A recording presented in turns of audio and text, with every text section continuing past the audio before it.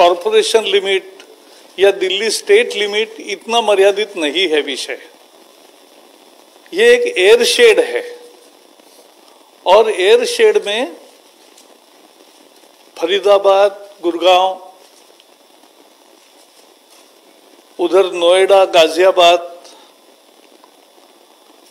पंजाब के नजदीक के क्षेत्र, हरियाणा के और भी क्षेत्र और थोड़ा राजस्थान का भिवाड़ी तक का हिस्सा, ये सबको ये सहन करना पड़ता है। ये एक एयरशेड है और इसलिए सभी 5 राज्यों के सहयोग से प्रदूषण का सामना करने की योजना हमने 2016 से शुरू की और अनेक बैठकें होती है। मंत्री स्तर की इस साल की बैठक परसों वीरवार को 1 अक्टूबर को होगी। यह वर्चुअल होगी इस बार।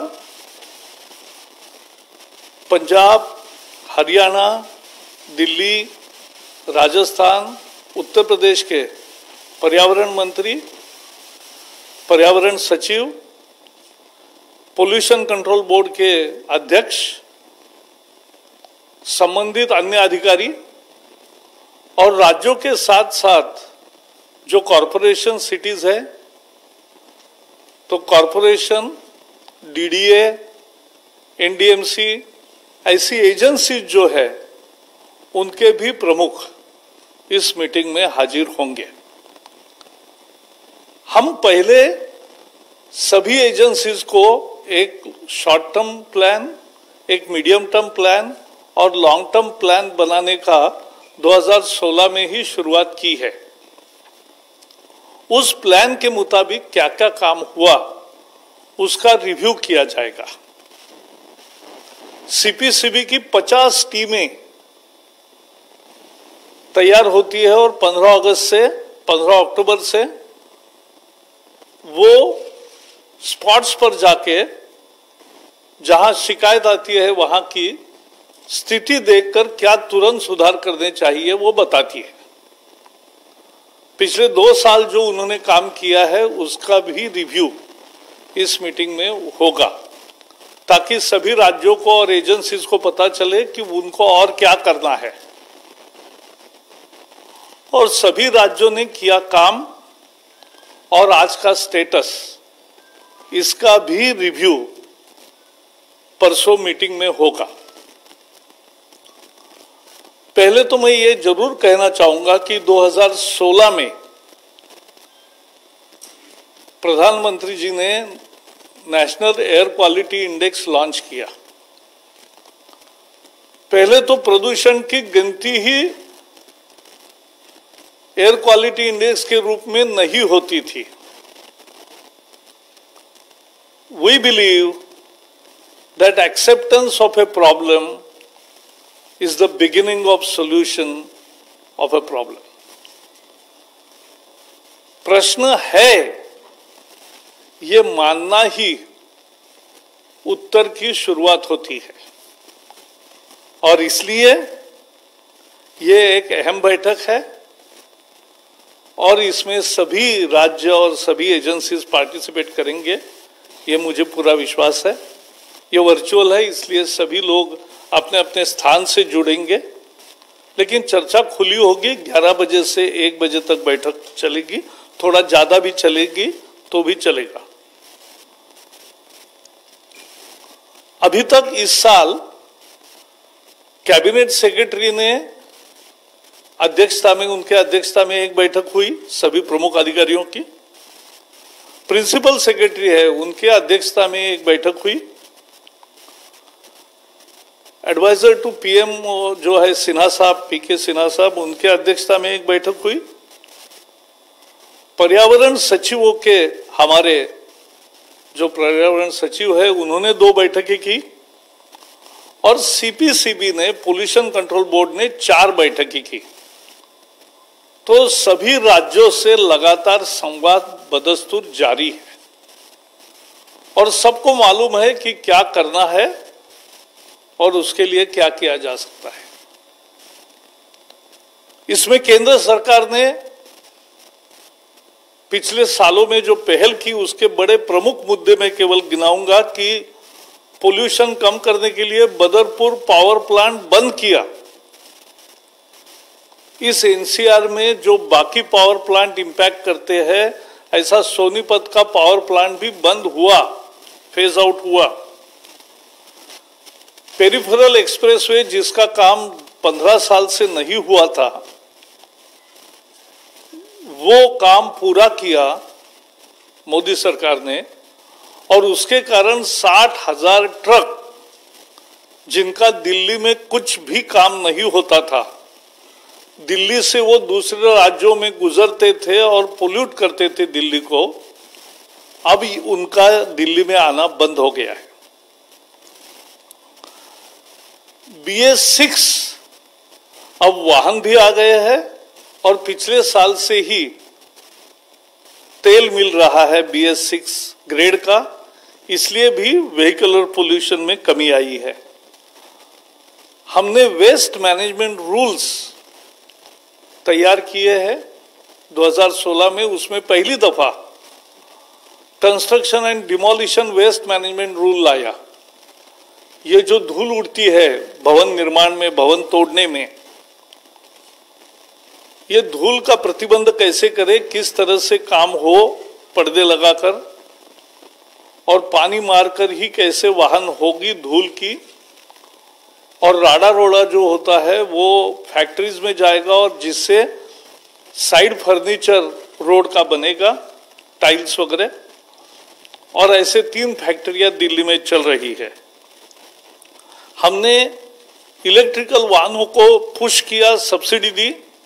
आज 3 लाख से अधिक वाहन देश भर में इलेक्ट्रिकल के आ गए, उसमें दिल्ली में बहुत ज्यादा मात्रा में है।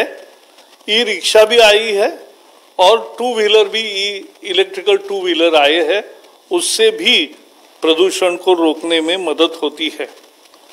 3000 ईंट भट्टों का झिगझैग टेक्नोलॉजी से एक काम ऐसा किया है कि उसके कारण ईंट भट्टों का प्रदूषण में कमी आई है। 3000 उद्योगों को पाइप्ड नेचुरल गैस दिया जा रहा है, जिसके कारण प्रदूषण में कमी आई है।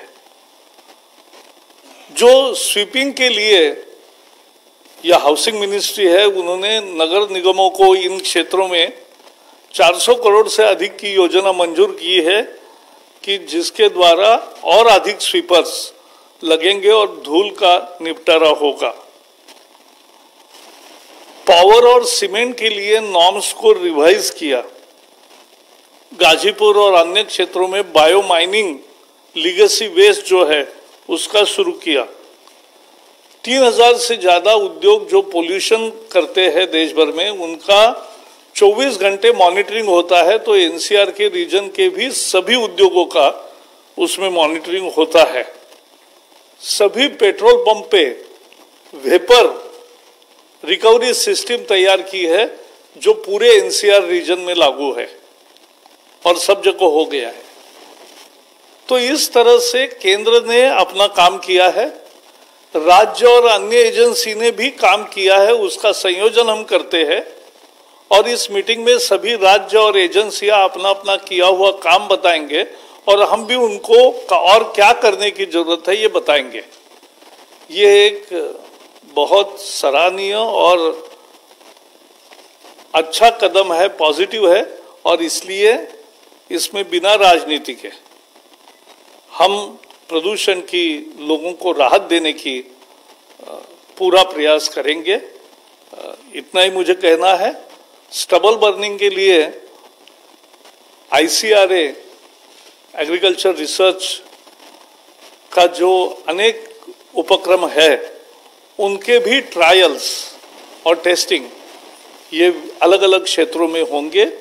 तो मुझे पूरा यकीन है कि जल्दी ही उसका कोई अच्छा उपाय मिलेगा जिससे कि ये संकट खत्म होगा। लेकिन हमें समझना चाहिए पोल्यूशन 2-3 महीने रहता है। वही दिल्ली के लिए, क्योंकि उसकी एक ज्योग्राफी भी है, लेकिन वो आज मैं नहीं बताऊंगा, आप CPCB के अधिकारियों से बात करके उसको ले सकते हैं। मुझे इतना ही कहना है। सर थोड़ा क्वेश्चन लेना सर। हाँ friends, I think now house is open for the questions. Any question on this please? किसी को सवाल नहीं है।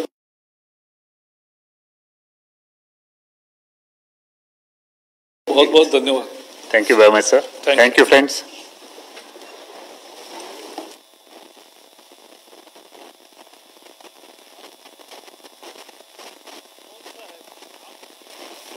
नहीं है हाँ। लेकिन पहला तो आपके पर्यावरण से ही पूछ लेता हूँ, 2 सवाल है छोटे छोटे। हाँ बताइए। एक तो कि जिस तरह की आपने तैयारियां की है समीक्षा बैठक हो कहा या इधर sir this side very good. जिस तरह का आपने कोने में बैठे आप उधर से भगा दिया गया सर, वो अधिकारियों के लिए नियमित कर दिया गया। ये भी विडंबना है सर, पत्रकारों को हर जगह से भगाया जाता है। नहीं, ये बाकी पत्रकार ही है जो बीच में बैठे हैं।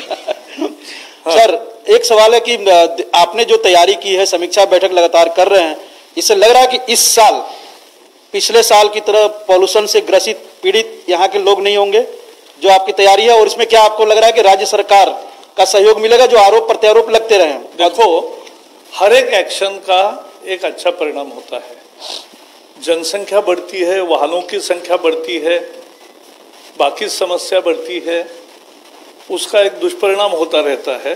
लेकिन लोग अगर ज़्यादा लोग नज़दीक के काम के लिए साइकिल चलाएंगे, अपने इलेक्ट्रिकल व्हीकल्स लगाएंगे, गाड़ी का ढंग से मेंटेनेंस करेंगे और कंजेशन का रोड टालेंगे। जैसे हमने देखा हवाई अड्डे पर जाने के लिए धौलकुआं से जाते समय आधा घंटा लोगों को लगता था, ज़्यादा रुकना पड़ता था, कंजेशन होता था, प्रदूषण होता था। अब गडकरी जी ने वहाँ ऐसा सड़क का उपाय निकाला कि उसके कारण अब वहाँ बिल्कुल रुकना नहीं पड़ता है। तो इस तरह के बहुत सुधार लगातार करते रहना चाहिए। इसी से समस्या को मात दी जाती है। एकदम जादुई इलाज कुछ नहीं होता है, सबके प्रयासों से और सब प्रयासों से ही आखिर उपाय निकलता है। दूसरा सर छोटा सा, हाँ, आप लोगों प्रधानमंत्री हो, आप हो, सभी मंत्रिमंडल के बाबुल सुप्रियो से लेकर सब किसान जो बिल पास हुए हैं उसकी वकालत कर रहे हैं, किसानों के फायदे में है, उनकी रक्षा हुई है।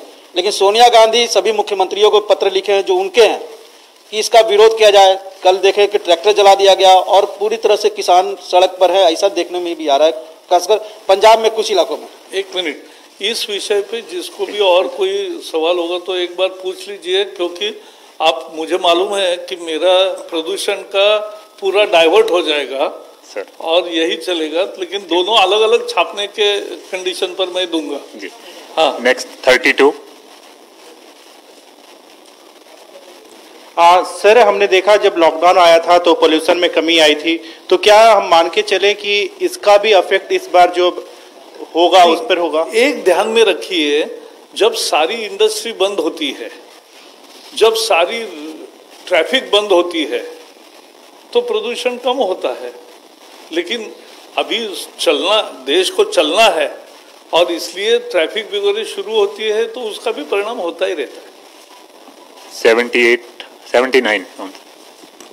सर मेरा रविंदर सिंह जी के सवाल से जुड़ा हुआ सवाल है कि कल बादल परिवार ने भी आप पे हमला किया है कि हमें एनडीए के निर्णयों की जानकारी अखबारों से मिलती है। ठीक है, आई थिंक इस क्वेश्चन को बाद में लेते हैं। नहीं एक मिनट, मैं सुन रहा हूँ। हाँ, बस यही है सर इसका। अरे उनको दे दीजिए ना। 50। हाँ। सर आज राहुल गांधी ने भी किसानों से जो बिल आप लोगों ने पास किया है, कानून बन गया फार्म बिल, उसको लेकर बात की। उन्होंने कहा कि इस कानून का विरोध करना जरूरी है और बीजेपी वाले तो अंग्रेजों के साथ खड़े थे आज़ादी की जब लड़ाई चल रही थी तो, और साथ ही साथ कांग्रेस के एक सांसद है सुप्रीम कोर्ट तक पहुंच गए इस कानून के खिलाफ। ऐसा है, कांग्रेस दूसरे कौन किसके साथ कब खड़े थे ये बोलने के बजाय वो आज दलालों के साथ क्यों खड़े हैं इसका उत्तर देना चाहिए। और कल एपीएमसी शुरू हो गई, एमएसपी ऑलरेडी घोषित है, एमएसपी के दरों पर तुरंत खरीद भी ताबड़तोड़ शुरू हो गई, किसान अपना माल बेच रहे हैं, पैडी धान। तो ये और सभी, मुझे पूरा विश्वास है कि सभी हर बार जो मंडी में जाकर एपीएमसी में माल बेचते हैं, वो पंजाब हरियाणा के सभी किसान माल बेचेंगे और उनकी खरीद होगी। यही गारंटी मुझे लगता है। कभी कभी शब्दों से ज्यादा एक्शन बोलती है, तो ये एक्शन ज्यादा प्रभावी है, ऐसा मेरा विचार है। Last question, 35. Hello.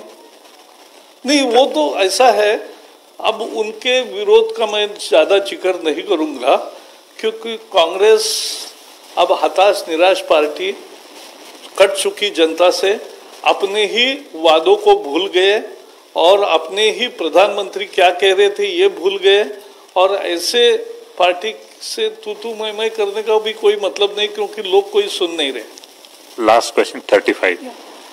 Sir, I have one question related to farm bill only. That Rahul Gandhi has today told it to farmers. I have answered. Okay. Thank you. Thank you.